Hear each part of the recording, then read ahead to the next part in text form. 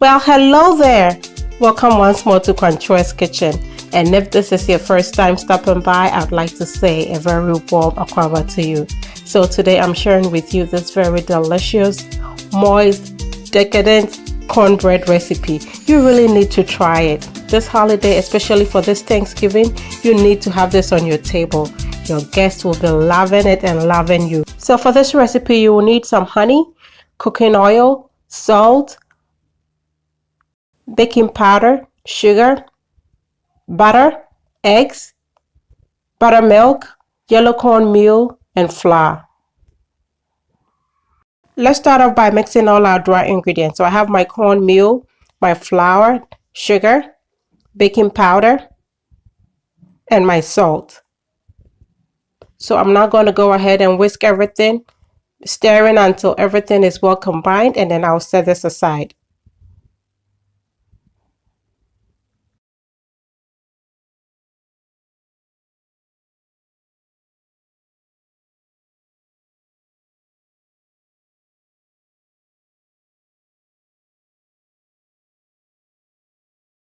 So now that I'm done with the dry ingredients, I'm going to set this aside and focus on my wet ingredients. So in my hand right now is my stick of butter, which is half a cup, and I'm just going to take away the wrapping and melt this in the microwave.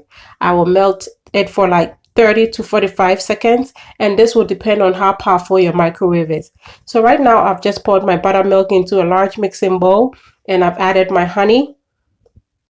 Whisk until well incorporated. This will be like about a 4 minute. And once it is all well mixed up like this, I'm going to add my 2 eggs.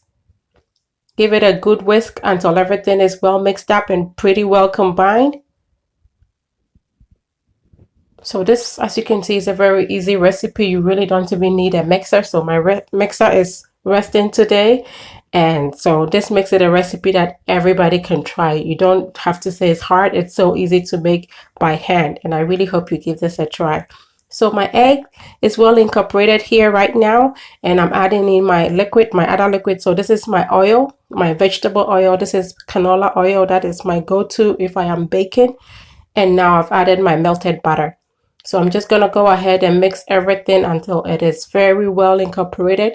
I know most bread recipes don't ask for butter and oil combined, but trust me, the combination of this gives you a cornbread that is so moist and very, very flavorful. And that Kerrygold, if you can find it, use that butter. You see how yellow it is? It makes it even more, like the color pop even some more. So right now I'm adding in my dry ingredients, which I've already mixed up, and I'm adding it gradually because you don't want to have any lumps or clumps in your mixture. So I've added gradually, and now look, it looks perfect. It is beautiful, perfect texture, and just about ready to go in the oven. This is going to be so good, trust me.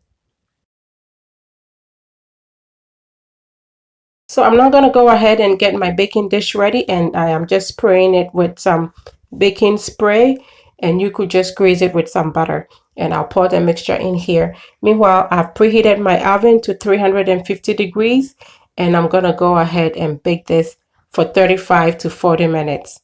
I know most recipes will call for 20 minutes or 25, but remember, you have a lot more wet ingredients here. You have your honey and you also have your oil, so you need to bake it for a little bit longer.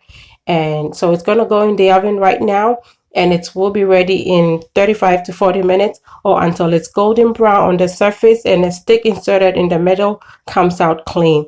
And so here it is. This is perfectly baked. I like mine to be a little bit well done on the edges. I love the cornbread edges. I don't want the middle. I want that crunchiness on the crust. And so here it is. This is perfectly baked and smells amazingly delicious. I just can't wait to cut into this.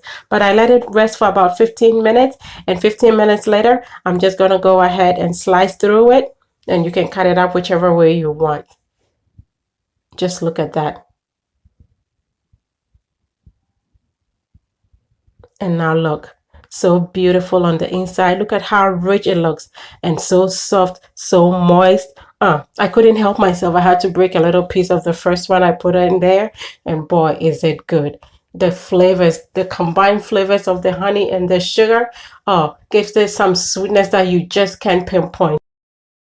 And that buttermilk I used instead of regular milk gives it a richness that you just cannot beat. This recipe is a true keeper, and I hope you try this. If you are hosting this Thanksgiving, I hope it finds its way on your table. And if you are going to be hosted by somebody, why don't you bring this along? Trust me, your hostess is going to love you. And until I come your way next time with something delicious, be loving, be kind, be happy.